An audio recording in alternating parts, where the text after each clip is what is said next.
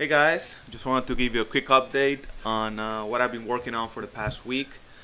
Specifically, two tools that I've been working on: a road builder, which you can see a quick example of here, and procedural debris, which we'll see in just a second. It's up there.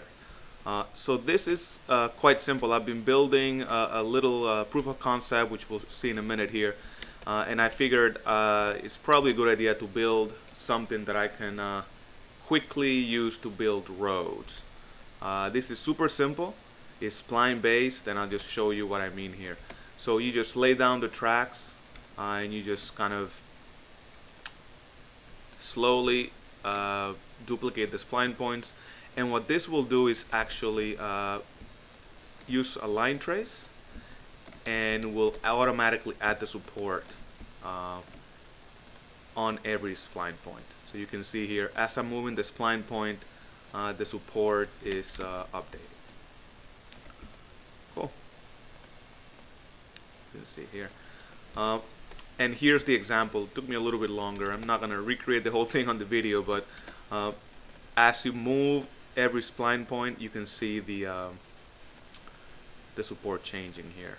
And that's the idea is, can you quickly create a convincing cityscape?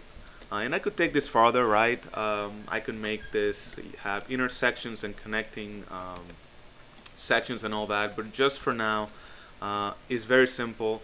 You have the option of using supports or not, and it's spline based, and you have the option of having supports at the end or at the beginning. All right.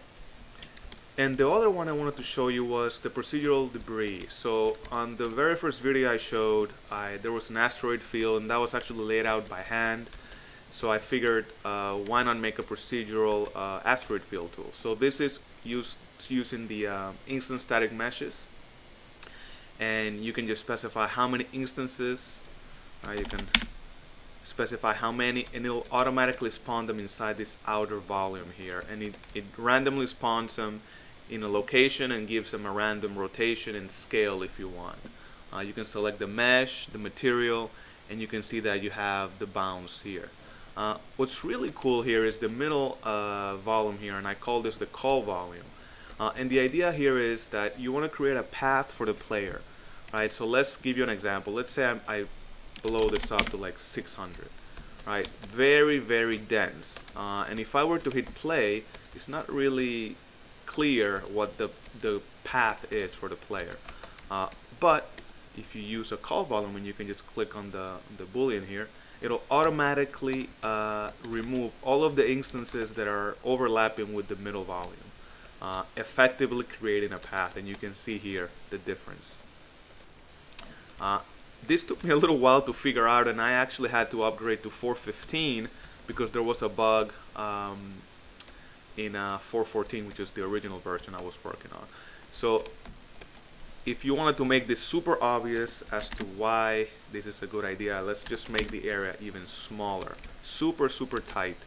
And if I just remove this, let's make it like 800, right? It's so dense, I doubt you can even find a path here. But yet again, you can just use the culling volume, and you can change the scale here, and it'll automatically create the path, which I think is really cool. So think about it as your way of creating random debris. And of course, you can vary the meshes, etc.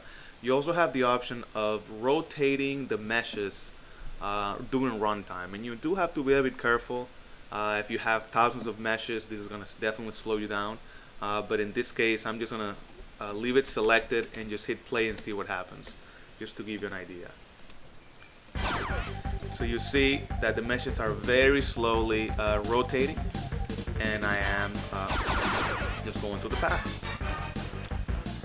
And since I have you here, here's a very early view of my proof of concept of Corneria. So I'm actually working on my own little version of Corneria. I figured if I can actually build the original Corneria with the tools that I have available, then I'll be pretty happy. So obviously nowhere near done, but this is kind of my version, and I've been making some more meshes here. And you can see the roads, the different buffs that I have here.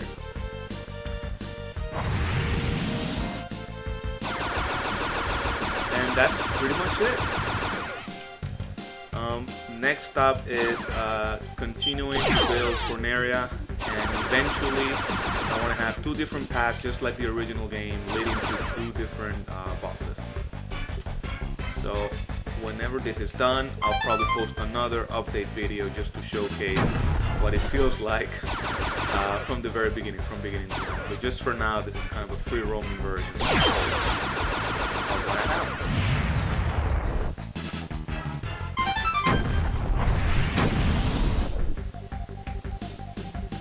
Cool. Alright, thanks a lot guys. Let me know what you think, and I'll see you later.